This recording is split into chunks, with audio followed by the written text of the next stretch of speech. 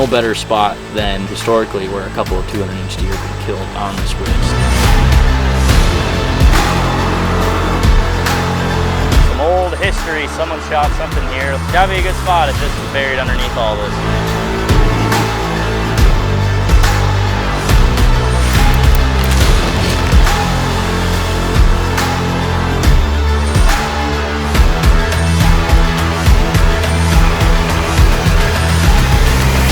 Someone will shoot the next 200-inch deer out of it. That'd be pretty wild. Lightning striking 3 times in one spot.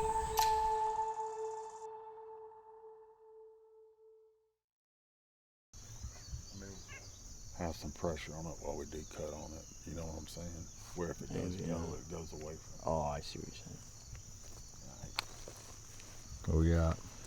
We got day 3 of our endeavors. It's almost like planting week, whitetail week for us. We got the whole crew.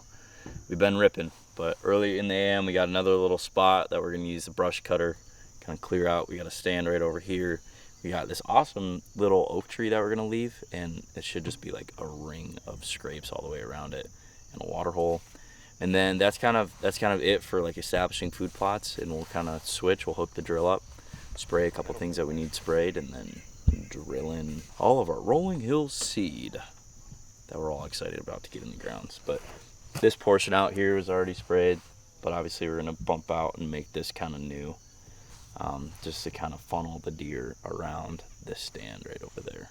And I have poison ivy on my eye from day 1 or 2, which is great. If I look up, it's kind of tough.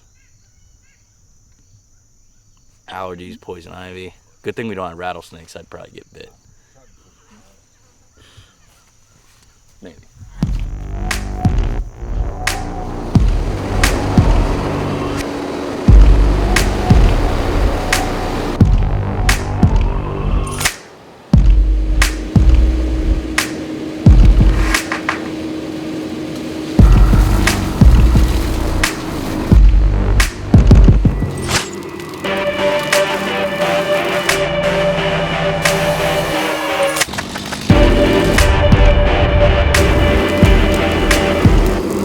No, but jeez.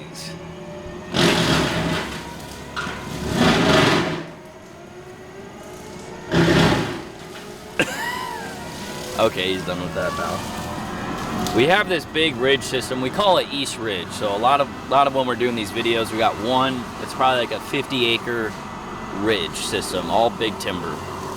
We kind of hunt all the way around it. So this is on the south side. We haven't done a lot of work on the very far south side of this ridge, but we got big corn, and essentially what we're doing is putting in our green plot next to our grain. So we'll transition, come in here, and then eventually work their way into the corn. Water hole, we're gonna leave this single little oak tree for our scrape and our rubbing post per se. Yeah, then we got our tree stand right there, but it's just making this little spot a little bit better and more of a kill spot rather than, hey, I'm just gonna slap a tree stand next to a cornfield.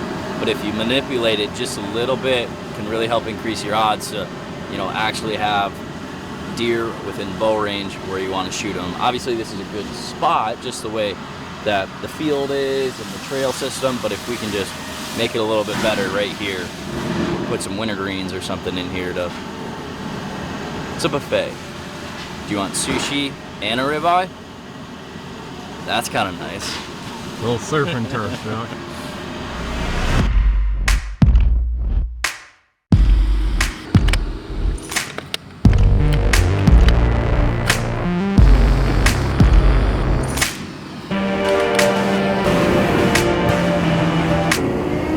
Some old history. Someone shot something here. It looks like it's pretty old.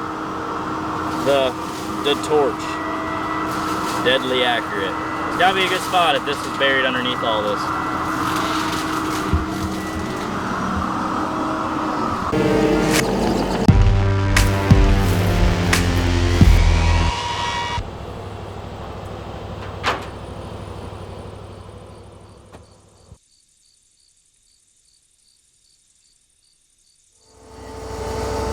Yeah, that's what I'm thinking probably.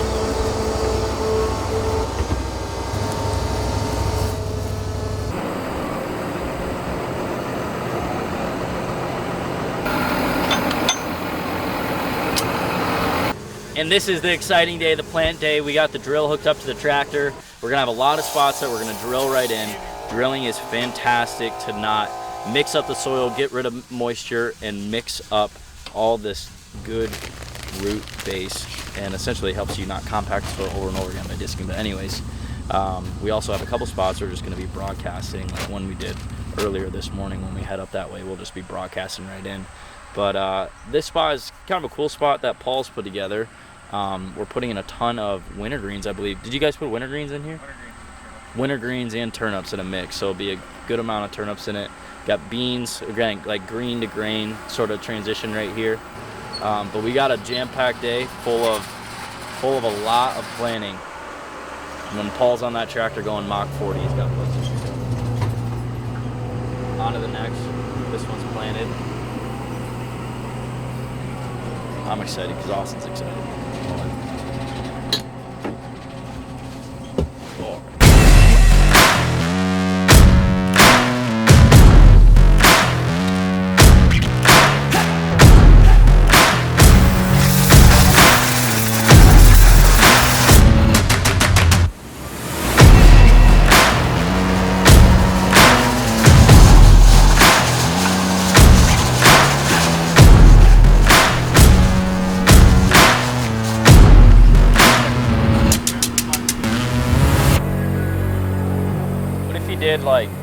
We did brassicas like this. What if you then did turnips and wintergreens? But you know what, like kind of a dollar bill like this, because we'll have wintergreens tight for bow, and then late season if they're out here, if we decide to bump the redneck out. Okay. Good talk. So we're in a famous plot we call Southwest. It's typically corn or beans, but this year we decided to put in, this is kind of our test plot, or not test plot, but we want to be able to really see it in its full potential. It's really good soil, it gets really good moisture, and we get full sun. So the other day, Paul came in here and did brassicas, about a ½ acre of brassicas. Then what we're gonna do is we're gonna do a ½ acre of turnips, kind of in a dollar bill out here, then a ½ acre of wintergreens in front of, we got a stand and then a redneck in the corner in case a rainy day or something like that happens. But the wintergreens, I think, will be really good for a little bit earlier, along with brassicas. That's why they're up tight by the stand. And then we're gonna do turnips out here. In late season, if we decide to come out here and hunt, we love hunting out of like a redneck or a hard shell blind late season because there's so many deer, it contains your scent, and just the weather sucks. So we'll be able to bump this redneck out into the field a little bit more if we wanna hunt over these turnips, because you'll have your bulbs, your good big bulbs that the deer will love late. So pour these wintergreens in, then we'll clear the drill and we'll put in turnips. Yeah, We do? What, here?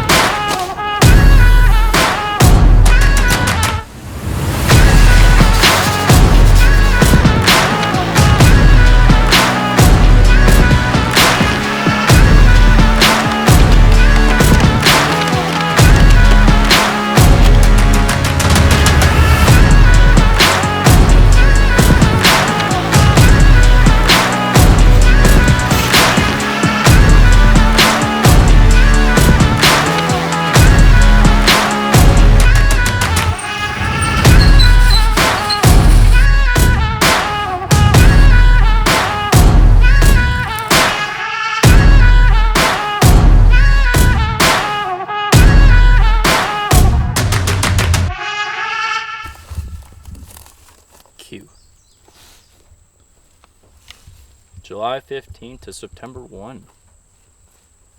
It's today, August 3rd. Money time. We are in the spot that we cleared. We're calling it like East Ridge corn is what we're calling it here on the farm, because we got, like we were talking about earlier, a bunch of corn. But it actually turned out really good, and Paul came in here with the skid steer and like raked the bucket and got all this thatch off. So it's pretty much ready to go. We're gonna broadcast, so like just put the seed right on the ground because it's kind of tight, a lot of stumps. He doesn't want to get his drill in here, so we're gonna do that. Shouldn't take but a second. We're gonna put wintergreens in, and typically when broadcasting, you want to go, I think 1.5, nice, like 1.5 the rate, so a little bit more. So this is probably just over a 1/4 acre, and this is for a 1/2 acre. So I'm gonna put a whole bag in it, just kind of gauge. I should have just a little bit left over, when we're done, but I'll just dump the whole thing in there.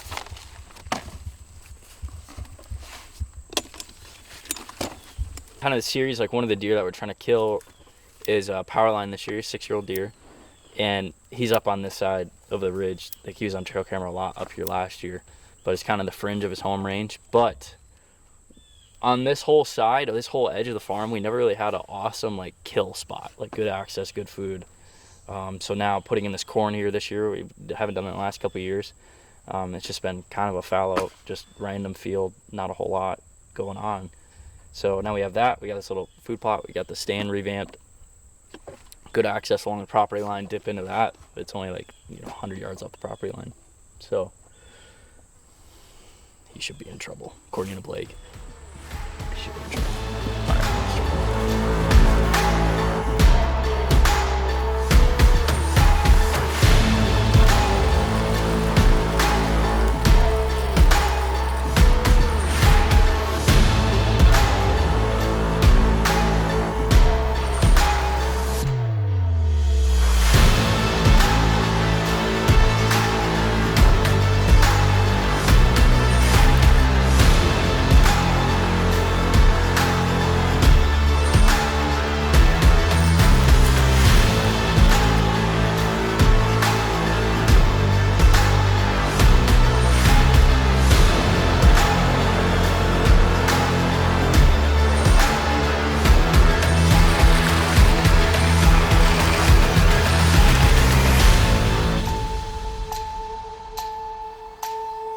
All right, power line comes out right here, you're gonna be a dead buck. It's too pretty up here. It's too perfect. Last water of the day. Gotta go to landing pad though. Put a camera out there and then we're done. And there's a special story about that one we've been saving.